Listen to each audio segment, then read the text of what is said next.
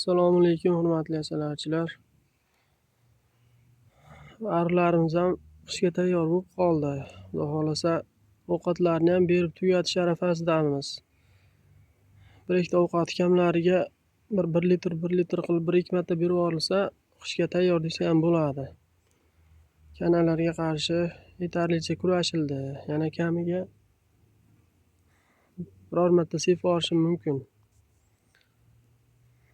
Arilar bugun havo aynik, sal uchishlari pastlab qoldi.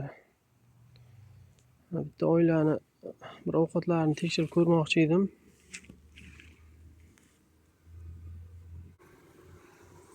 Mana bu oilamiz 6 ramkada o'tiribdi. Karnika zinger.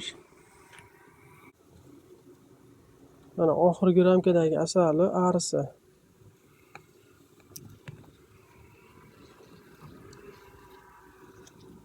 Mana oxirgi ramkasida mana ozgina rasplod bor ekan.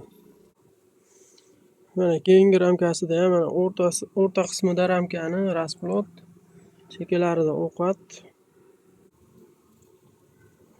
Mana 3-ramkasida ham rasplod, tepa qismida ovqat. Mana gulchanglar.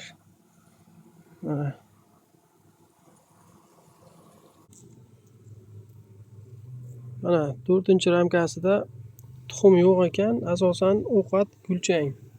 Bu ramkada asali nisbatan ko'proq ekan. 2 kilo atrofida asali bor. Mana 5-ramkasi bu ramkada anchagina ovqati ko'p ekan. Ovqati mana bu pastki qismlarigacha ovqat, tepa qismi pechatlangan. Ancha ovqat zaxirasi yetarli bo'lib qolibdi bu oilani. Yana bersam 1-2 marta berib yuborishim mumkin. Shu bilan Xudo xolasa qishdan eson-omon chiqib oladi.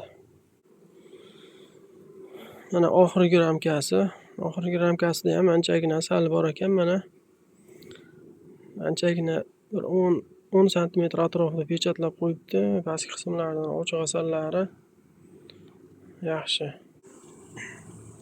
Mana ona arimiz ham 2-ramkada yurgan ekan. Bu oilamiz bu yil yaxshigina asal yig'di. Tuxum qo'yishi ham yaxshi bo'ldi. Endi hozirgi kunda qilinadigan ishlar endi tezroq shakarni berib tugatish kerak. U noyabrgacha cho'zib yuravermasdan. Arilar iloji boricha o'lib ketadigan arilar, qari arilar shakarni qayta ishlab zaxira qilib berish kerak. Yosh arilar iloji boricha kam mehnat qilsa qishdan yaxshi chiqadi. Keyingi yil bahorda yaxshi kuchayib ketadi. Start olish tez bo'ladi. Ko'pchilik qishda qandi beradi, yetarli kuzda shakarni bermasdan. Bu qandi berish xato hisoblanadi. Chunki qishki kunida arilar dam olib, xotirjam bahorda o'ylab yotishni o'rniga u shakarni yeb, ovqatimiz tugab qoladimi degan g'am bilan qishda qiynalib chiqadi.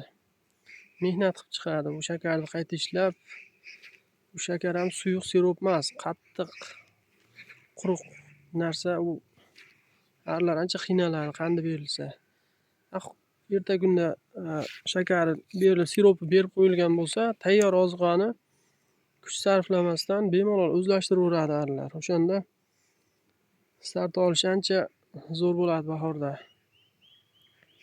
2 yil oldin o'zim sinab ko'rganman. 4 ta oila bir kishidan sotib olgandim bu arilarni. O'sha kuzda olib keldim, erta bahorda olib keldim, fevralda. U odam faqat qandi bilan boqqan edi qishi bo'yi. Men o'zimning arilarim sirop bilan boqilgandi kuzda. Qishda qandi bermayman o'zi har doim ham. O'sha arilar aprel oyida arilarni bo'lish vaqtida o'zimning arilarim 10-12 ramkagacha ko'tarilgan bo'lsa, o'sha arilar 6-7 ramkadan yog'iga ko'tarila olmadi. Bu sabab ular qishda charchab chiqqan. O'shaning uchun bahorda u mo'ljallangan haligi startni bera olmaydi-da ular, kuchi yetmaydi. Shunaqa gaplar. Endi hammani o'zini asalari boqish usuli bor, lekin men usulim shunaqa.